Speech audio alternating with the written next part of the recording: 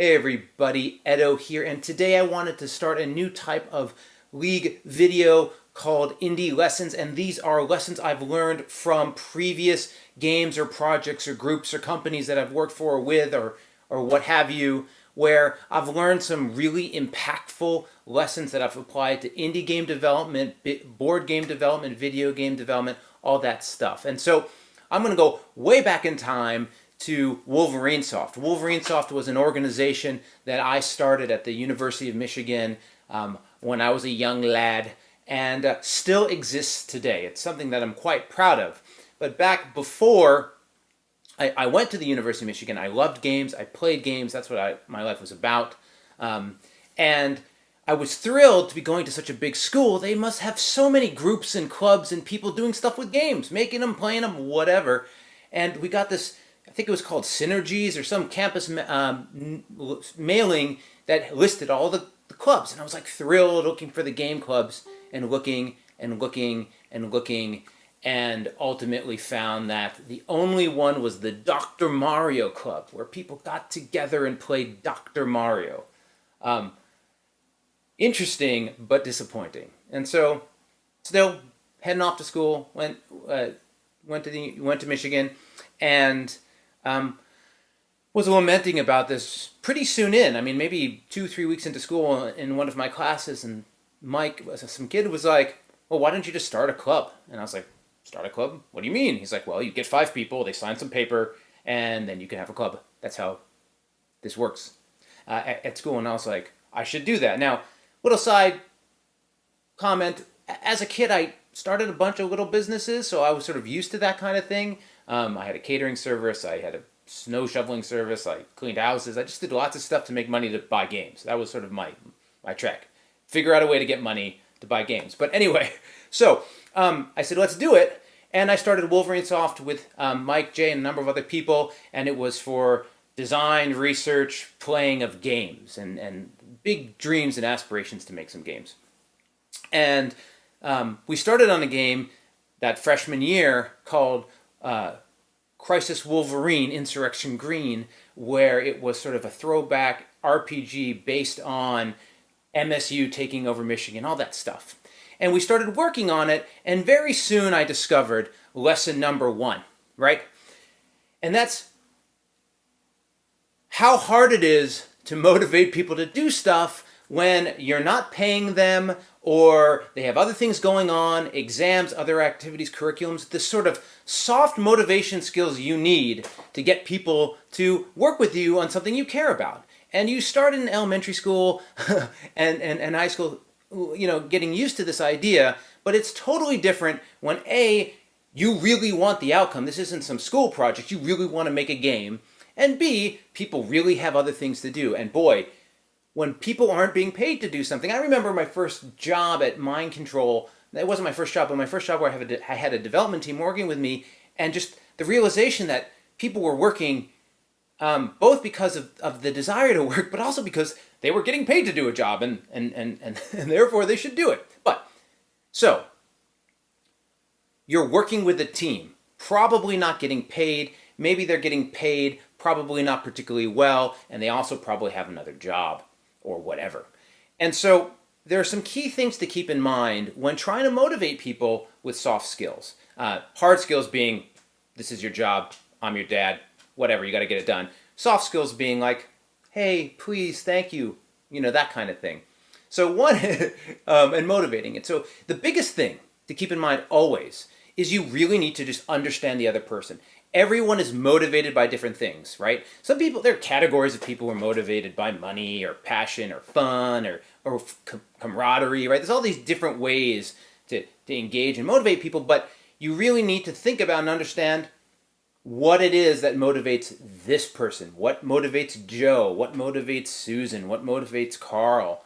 And don't fall into the trap of thinking everyone needs to be treated equally. Right? Like in society, socially, everyone should be treated equally, right?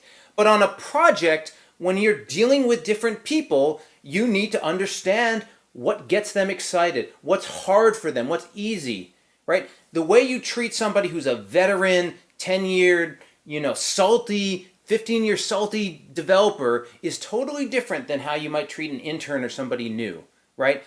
What motivates them, what their objectives are, what they're trying to get out of the experience, all that stuff is different. And as a product leader or somebody who's trying to get things done, understanding that is really important. So, one, know who you're working with, know why they're doing what they're doing, and then leverage that. Use those buttons, so to speak, to keep them engaged and motivated, right?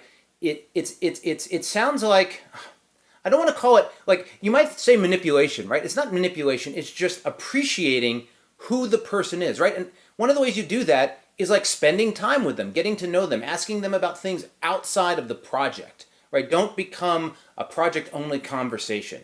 You really want to know what's going on in their life, what their stressors are. All those things become very powerful. Knowing when to push somebody to get something done, and knowing when, they broke up with their girlfriend or boyfriend and they're really depressed and it's not the right time, is in a unpaid environment is so important, it's nuts. So get to know your team. Know the relationships between people on your team. Know who works well. Understand their skills. Understand how their skills layer with each other, right? Some artists respond really well to praise. Some artists respond really well to criticism, right? Some artists respond really well to you saying, hey, if you can't get that done, I'm just going to go get somebody else, right? But like some people don't, right? And so that empathy, that paying attention, that understanding of dynamics is important. Understanding how to keep things fun, not always to think about the project, to think about playing games and engaging with and having social time and sharing a meal. It's some projects are like a family, some aren't, but you're a team and you need those extra things, and you need to understand your teammates on your team. Can't express that enough.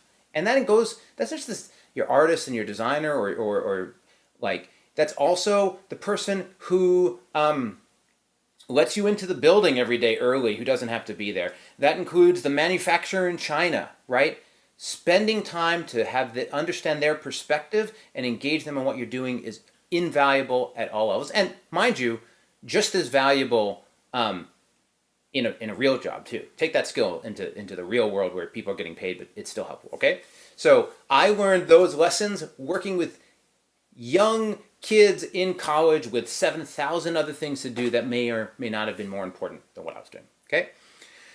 So the next one was, so I started Wolverine Soft. We started working on Crisis Wolverine Insurrection Green. It started, it slowed down, and then people wanted to move into Scorched Earth 3D, or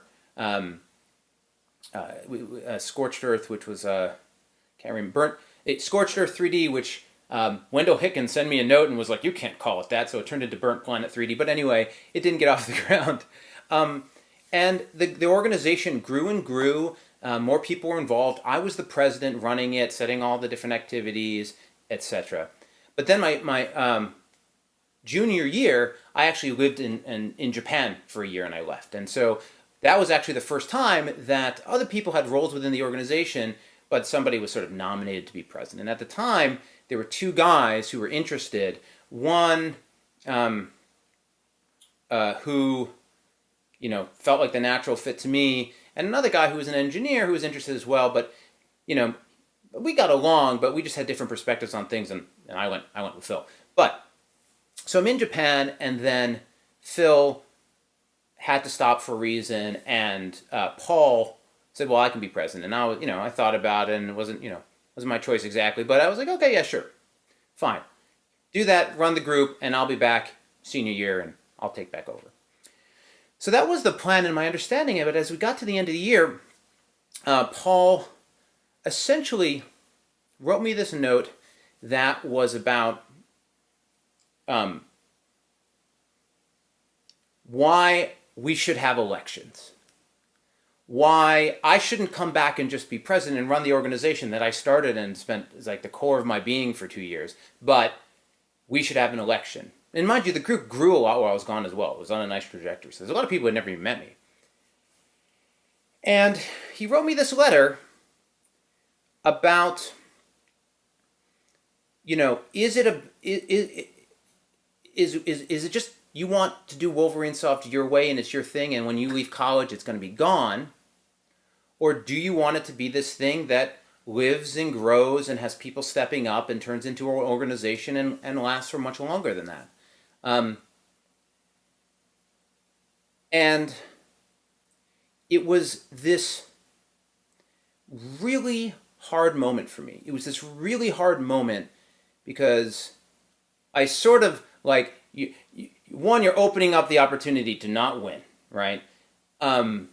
Which I didn't, but because I'm in Japan, he's on campus and all that other stuff. But it was also this moment where I have an expression for it, which is losing to logic. Sometimes the hardest decisions in life to bear and deal with are the ones where it just makes so much sense that you have to realize the only thing stopping you from making the decision is it's you. And it's what you're doing and what you care about. And so for me, I had to take a step back, probably cry into a pillow and think about, hey, this guy's right.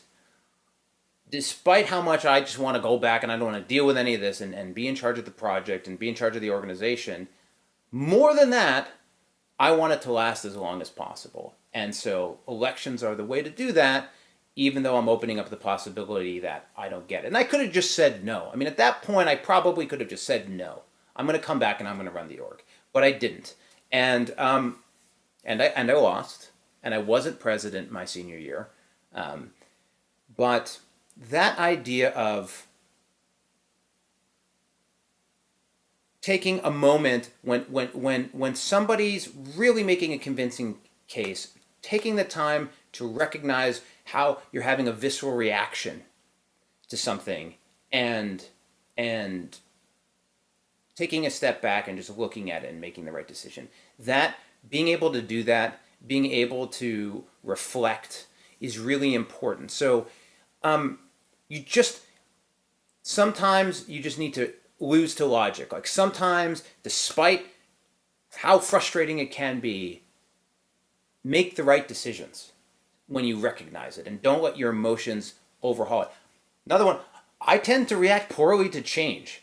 If you've designed a project with me, if you've been on my team, like Ed's first reaction to some change is usually like, whoa, negative. But I try to let that get over, let that pass and then determine whether or not I think the change is good. And sometimes it isn't, and sometimes it isn't. So in this case, I wasn't in charge of the organization. It really resulted in this split for me in my senior year where I wasn't as involved, but the result is Wolverine Soft is still around. And that's in many ways because of those elections. So thank you, Paul, for doing that.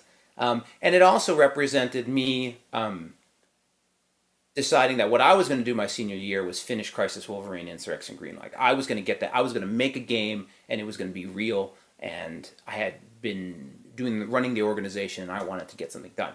That leads me to my third lesson, right? So how to motivate people, losing the logic.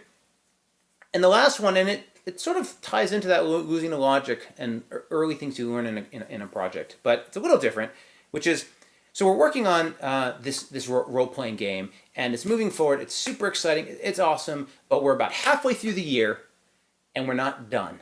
And one of the biggest pinch points was me. I was still managing the team. I had all the design work and all the level design, and I wasn't getting it done. And I'd say I'd get it done, and then I'd have some work, and I'd say I'd get it done, and I'd have some work. And I was turning into that team member that wasn't carrying their weight, right? As a project lead, you oftentimes think about those team members, but sometimes it turns into you. Sometimes you become the gating factor, whether it's because you're making the decisions, whether it's because you have a ton of different work, you're filling in all the gaps, whatever. But it often becomes the case that on small teams that the person trying to drive the whole effort also then suddenly becomes a person gating completion. And a lot of projects fail because of that. And some of it has to do with ego. Some of it has to do with just lack of awareness, but it hurts a project. And so it's middle of the year, which is like December, right? Because this is school. And I'm sitting there, and this guy, Rob, had joined the team, and he was an engineer, and he wanted to do some level design. And he was like, I noticed that North Campus, which was like the engineering part of campus, you don't have any, level, you haven't mapped it out. This was like a Dragon Warrior style RPG. Like, you don't have a map for it, you don't have characters, you haven't done any of that. And like, man, that was so far down on my list. And he's like, well, could I take a shot at it? And I was like, sure, take a shot at it. Whatever, that's fine. So he went away, he came back like a week or two later. And he showed it to me. And, it was this expansive North Campus. And in addition to all of these, I didn't really, it was just this big, I didn't really like necessarily the way it looked. But he had used those engineer programming skills to like do all this scripting, and all this interesting stuff was happening. You'd step on this tile and the store would open, and just like this layer of complexity and design that I had not been putting into my stuff. Some of which because of time, but some of which was that was a level of engineering with the software that I wasn't doing. And I remember distinctly sitting there, and I'm looking at him, and I'm looking at the computer, and like, it just dawned on me. It just dawned on me that if I had this guy take over as a lead designer, he'd do a good job. He'd probably do a great job. And I looked at him and I said, hey, so, what do you think of, doing all of it? He's like, what do you mean? I'm like, the whole thing, all the levels, everything that's not done. And this was this big moment for him, right? Like, because this was something he was interested in doing, and we didn't know each other that much, but he took it on. I later found he almost flunked out of college that year because of all the work he was doing. But I handed it off, and it freed me to maximize for the rest of the team. And he did do a better job. He was well suited to the sort of scripting, map, character management, and we clashed over some elements, and I ended up going in, and there's even a scene in the game where he and I jump into the game while it's being played and argue over something because we were doing that with the code. But anyway, it was a fun game. But that recognizing that triangle between desire to do something, expertise to do something, and bandwidth to do something, and shifting where appropriate is critical in project development. It's critical in games. It's critical in indie. You got to be willing to let other people have the ball. You've got to be willing to recognize when you are not dribbling well or not passing, and it's going to make for better projects and more. You'll be surprised and delighted by other people executing and creating wonderful things together with you and your projects. So, indie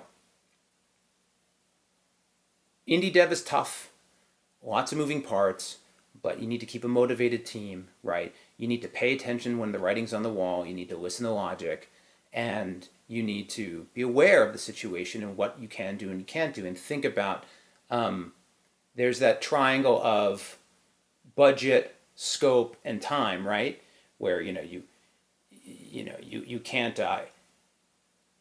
can't keep budget down, keep time short, and open up. They all tug on each other in the same way that sort of desire to do something, your passion for it, skill set, time, same sort of pull, right? So hope that was helpful. More to come. Subscribe, share all that good stuff. Thanks.